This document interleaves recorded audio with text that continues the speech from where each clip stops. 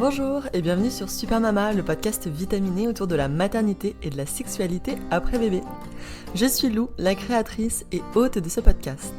Je vous embarque chaque mardi à la découverte d'un témoignage de maman qui se livre autour de son parcours de maternité. On se retrouve également un vendredi sur deux pour plonger dans l'intimité d'une maman qui nous raconte enfin, sans tabou, comment c'est la sexualité après bébé. Ici, vous entendrez donc des histoires de femmes et de mères qui vous permettront de vivre enfin une maternité apaisée et une sexualité libérée. Je vous souhaite à toutes une très belle écoute. Pour ce nouvel épisode dédié à la sexualité, je reçois Ervina qui vient nous parler de son expérience. Elle revient sur sa découverte de la sexualité à deux, à l'âge de 19 ans, et nous parle aussi des douleurs qu'elle pouvait ressentir pendant les rapports intimes, dues à son endométriose récemment diagnostiquée. Alors, comment avoir une sexualité épanouie malgré des souffrances quasi quotidiennes ? Enceinte, à quel niveau se situe notre libido ? Et après avoir accouché par césarienne, à quel moment retrouve-t-on l'envie de se remettre en selle ? Ervina vous racontera son histoire avec la joie de vivre qui la caractérise et qui nous donne envie de l'écouter encore et encore. Je vous souhaite une très belle écoute. Coucou Ervina, merci beaucoup d'être sur le podcast de Super Maman aujourd'hui pour la seconde fois. Comment tu vas ? Eh ben ça va super, et toi? Bah ouais, nickel, je suis trop contente de t'avoir à nouveau. Alors ton épisode de maternité n'est pas encore sorti à l'heure où on se parle, mais en Toujours tout pas. cas on a quand même l'occasion de se parler régulièrement sur les réseaux. Est-ce que tu peux te présenter du coup s'il te plaît? Alors du coup, moi c'est Ervina, j'ai bientôt 29 ans et je suis responsable communication. J'ai une petite fille du coup qui a 14 ou 15 mois, je ne sais plus. Maintenant qu'on a passé l'année, c'est compliqué. Ouais, j'imagine. Mais ouais, une petite fille, voilà, elle est née en avril 2023 et on continue à faire notre petite vie maintenant à trois. Et ouais, carrément. Alors t'es Et responsable com, c'est ça? oui. Ouais, dans quel type de boîte justement? Est-ce que tu peux nous en parler Alors, rapidement? on est en plein dedans, ça tombe bien. Je suis responsable communication dans une entreprise de jouets pour adultes, en fait. Donc, Et oui. et oui, donc tout ce qui est sex toys, lingerie coquine, lingerie sexy. On fait vraiment, on a 6000 références, donc il y a de quoi hein, dans ce monde-là. Tu m'étonnes, il y a plein de choses qui existent. Alors, Ouais. pour en revenir un petit peu à toi, justement, aujourd'hui, on va parler plutôt de sexualité et surtout de comment tu as pu concilier ta sexualité avec la découverte de la maternité.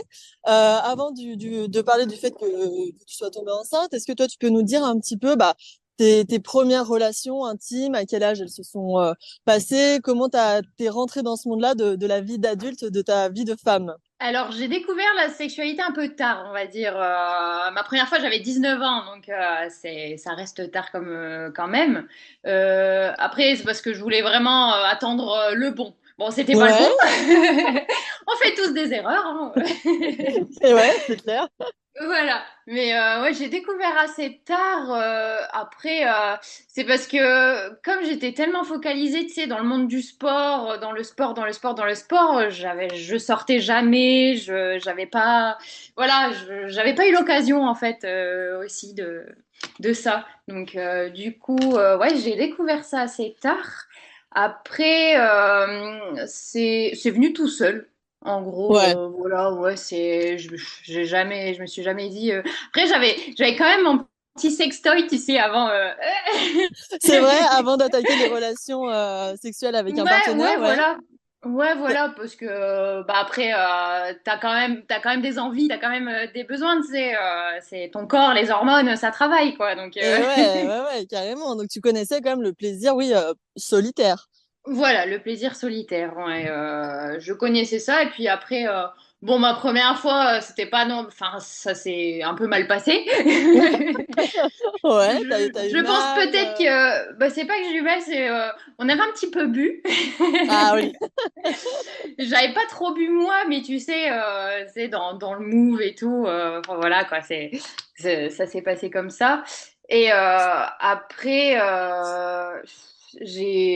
en fait, on a faux feeling. Lui, il est expérimenté, Ouais. pas moi. Donc bon, bah, ça s'est passé comme ça s'est passé. Et puis derrière, bah, c'est tout. On s'est jamais revu.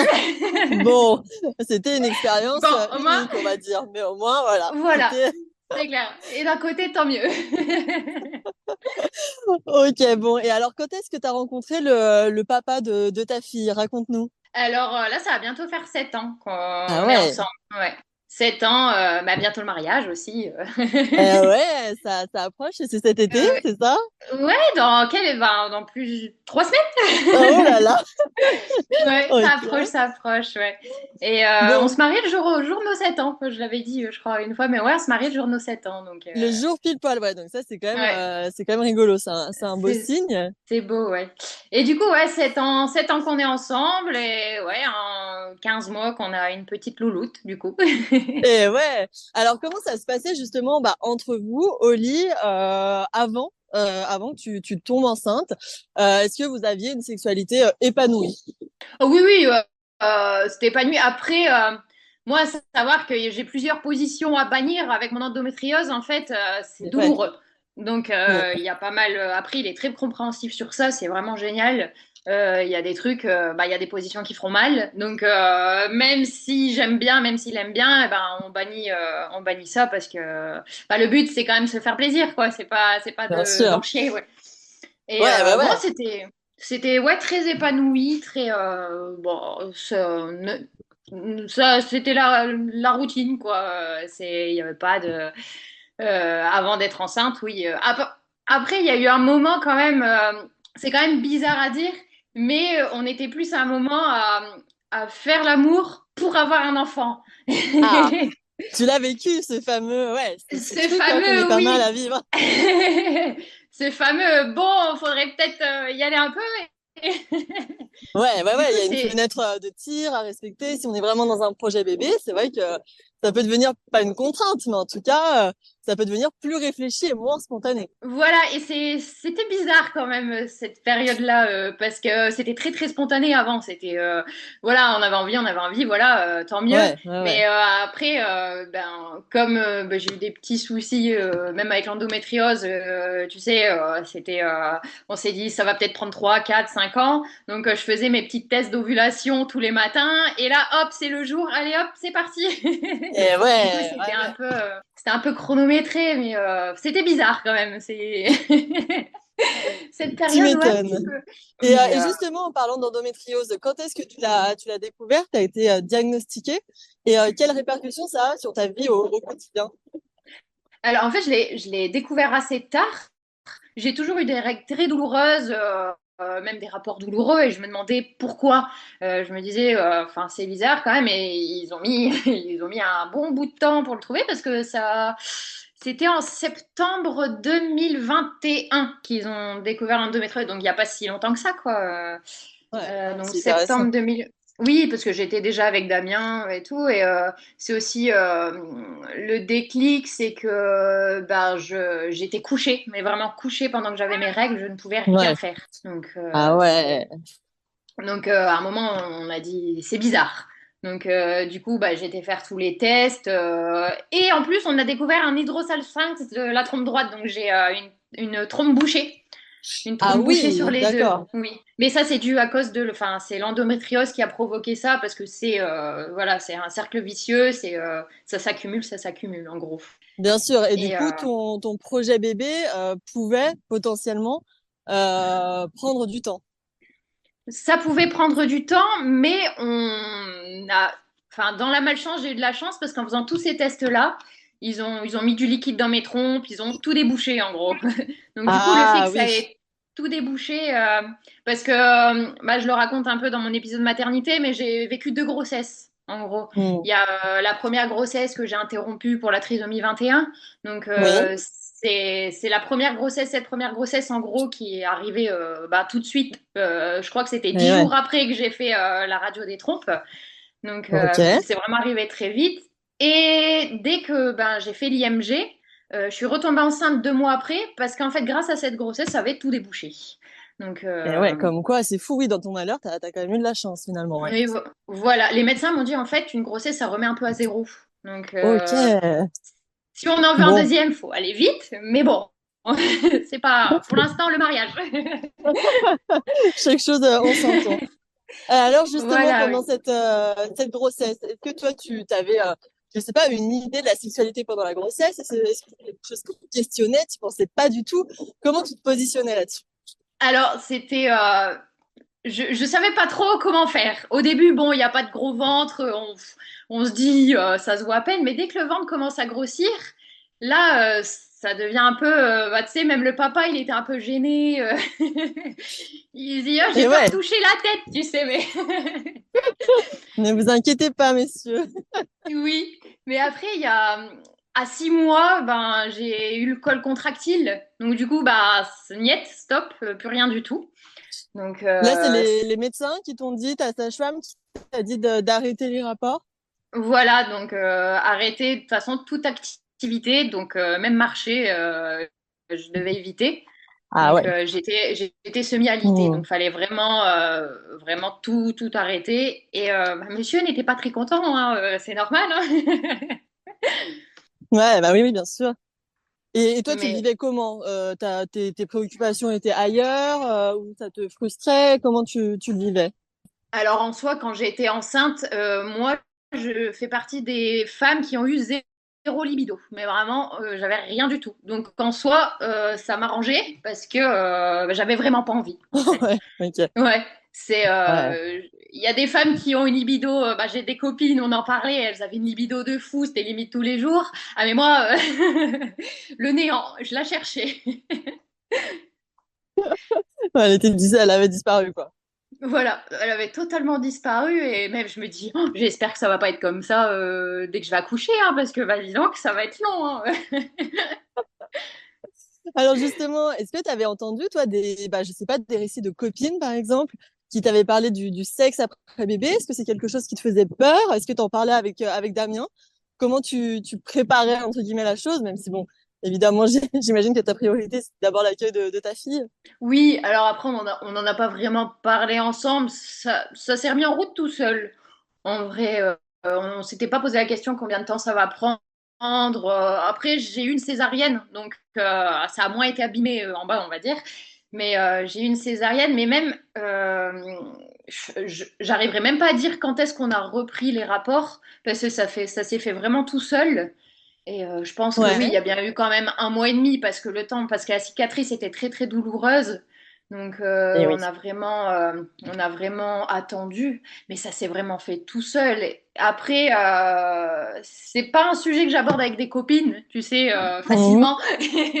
Donc Ouais, il y a un petit peu de tabou, tu sens, autour de ça. un peu après mes copines les plus proches, non, mais il y en a une, elle a un enfant et une autre non. Mais c'est vrai que enfin, Ouais. ça vient pas à table quand on est ensemble. C'est pas ce qu'on parle en premier. Ouais, ok.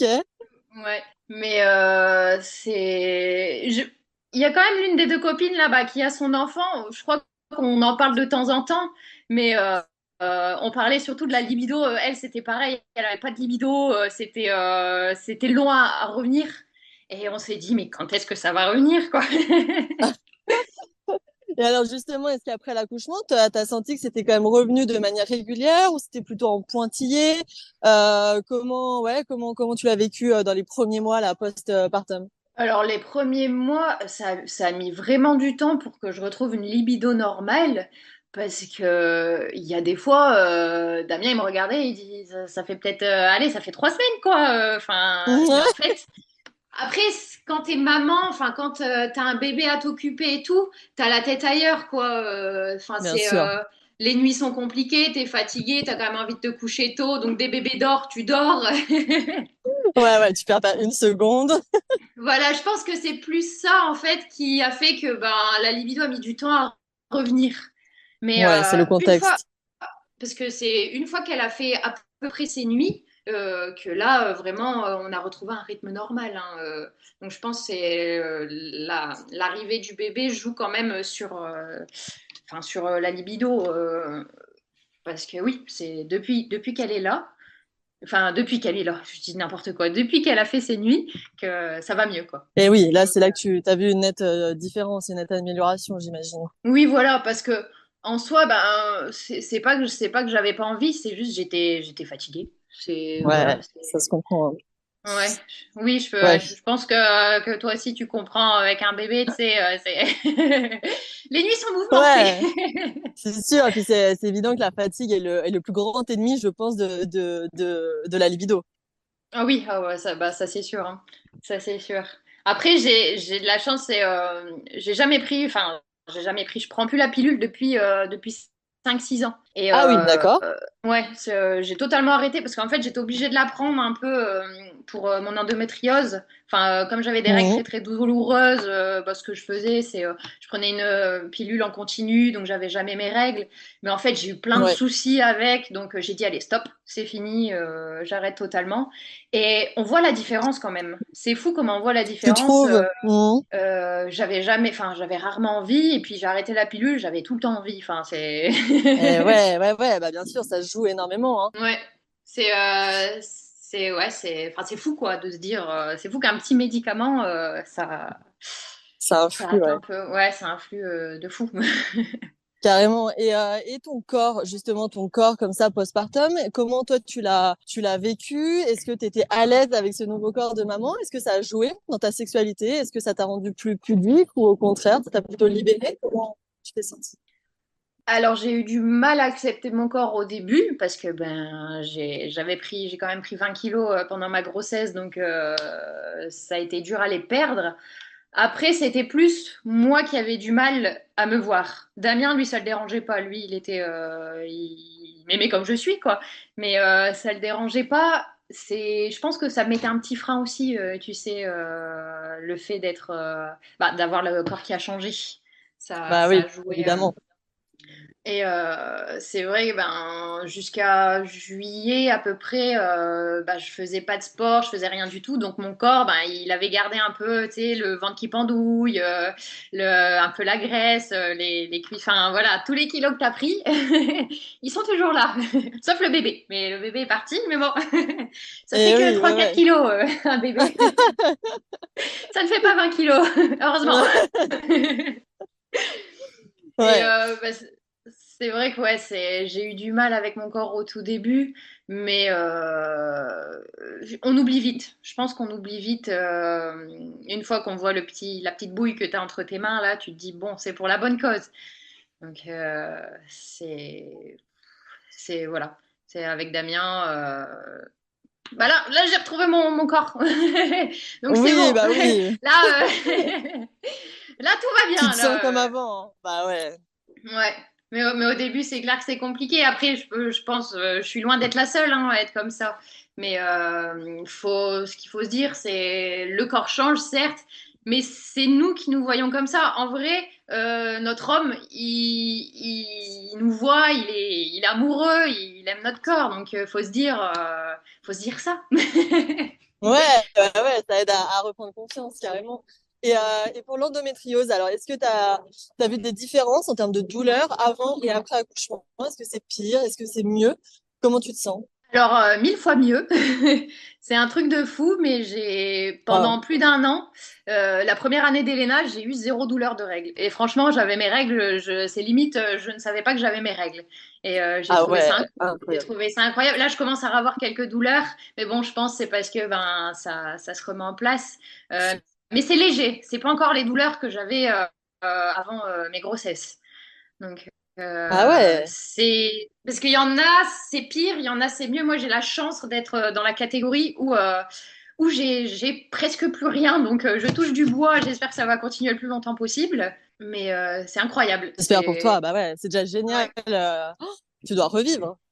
Ah bah oui, non mais c'est même il y a pas longtemps, j'ai eu une compétition et premier jour de règle, je dis bah c'est ça y est, ma compétition c'est foutu. Et ben en fait, j'ai fait une super course parce que bah j'ai eu mes règles mais j'ai pas eu de douleur donc enfin c'est génial quoi de revivre comme ça. Parce Ah bah qu'avant, ouais, tu m'étonnes. je pouvais vraiment rien faire, j'étais alitée, j'étais couchée et là maintenant bah je fais ma vie quoi, c'est franchement c'est top. J'envie les nanas qui vivent ça au quotidien. Ah mais ouais, ouais, ouais, carrément, hein. Pour les rapports, du coup, tu as plus du tout non plus de douleur comme tu pouvais avoir auparavant? Alors, j'en ai quand même quelques-unes, mais beaucoup moins.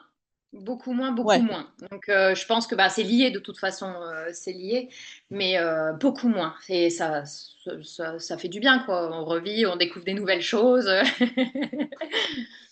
Bah oui, carrément. Et justement, est-ce que votre sexualité, elle a repris, on va dire, de manière régulière comme avant? Est-ce qu'il y a des choses qui ont changé, des pratiques qui ont évolué? Comment ça se passe? Alors non, en soi, c'est comme avant. Il y a juste bon des petites périodes. Là, par exemple, elle a été malade pendant un mois, Elena. Donc pendant un mois, c'est plus compliqué parce que bah, elle dort Eh plus oui. trop, t'es fatiguée. Mais en vrai, oui, c'est comme avant. Tout se passe bien, tout roule sur des roulettes. Bah écoute, c'est génial. Et en termes de sexualité personnelle, est-ce que toi, tu pratiques la masturbation seule ou uniquement avec ton partenaire lors de rapports intimes à deux? Non, bon, ça arrive plus du tout. Oh, Euh, ok. ça arrive, euh, ça arrive vraiment s'il part en déplacement 3 semaines, par exemple. Mais non, Oui, oui, oui. en soi, on se complète, enfin, on se complète tous les deux, on se fait plaisir tous les deux. Et non, c'est beau, je vends des sextoys, mais j'en utilise plus trop. Mais voilà, c'est la question que tout le monde se pose. Oui, non, mais après, on peut l'utiliser en couple, hein. Des C'est fois, vrai, c'est vrai. ça change la routine, hein, un petit peu. C'est vrai, ouais, carrément. Et alors justement, qu'est-ce que tu voudrais dire à des jeunes femmes, des futures mères qui se posent des questions? Qu'est-ce que tu voudrais leur dire pour les rassurer justement sur leur future sexualité? Alors, si elles ont zéro libido pendant leur grossesse, pas de panique, ça revient. Ça revient tout doucement, mais ça revient. Et après, pendant le postpartum, Ok. pendant le postpartum, faut pas brûler les étapes. En gros, faut y aller mollo. Pas se dire zut, ça fait 2 mois on l'a pas fait, il faut que je le fasse. Non, faut pas se forcer. Faut vraiment laisser aller et puis vous allez retrouver une vie épanouie, sexuellement normalement, quoi. Ouais, bah écoute, c'est rassurant en tout cas. Merci pour ce message. J'espère que ça pourra aider les femmes qui nous écoutent et les futures mamans également. Merci pour tout, Ervina. Merci pour ton partage, pour ton récit, pour ta confiance évidemment. Je te souhaite plein de belles choses hein, avec ta fille, avec Damien et puis surtout un très très beau mariage. Voilà, je te souhaite tout le meilleur par la suite et je te remercie 1000 fois. Merci à toi, Lou. Salut. Ciao. Et c'est ainsi que se termine cet épisode sexo de Super Mama. Merci 1000 fois pour l'accueil que vous faites à ces récits de femmes et de mères qui abordent le sujet de la sexualité qui est malheureusement encore trop tabou. Il est essentiel et urgent de diffuser de l'information à ce sujet pour que chaque future mère se sente écoutée et considérée, qu'importe leur trajectoire. Si vous aussi vous souhaitez témoigner, je vous invite à me faire un message privé sur Insta ou à me contacter à l'adresse mail inscrite en description de l'épisode. Et puis bien sûr, n'oubliez pas, vous pouvez tout à fait témoigner de façon anonyme. On se dit à mardi prochain pour un épisode de maternité et à dans 2 semaines pour un nouveau récit sexo. À très vite! Merci à toutes d'avoir écouté cet épisode. S'il vous a plu et que vous avez hâte d'entendre de nouvelles histoires de Super Mama, je vous invite à vous abonner au podcast. Cela vous permettra d'être tenu au courant de la sortie des prochains témoignages. Vous pouvez aussi nous rejoindre sur Instagram pour échanger et partager. Et puis pour celles qui souhaitent nous raconter leur super récit de maternité ou de sexualité, vous pouvez m'envoyer un petit mot à l'adresse inscrite dans les notes de cet épisode ou encore me faire un signe directement sur Insta. C'est évidemment avec un immense plaisir que j'échangerai avec vous. Je vous embrasse et je vous dis à très vite. Anger and pain in the subway train. Now it's 2:30. Long gone the rendezvous.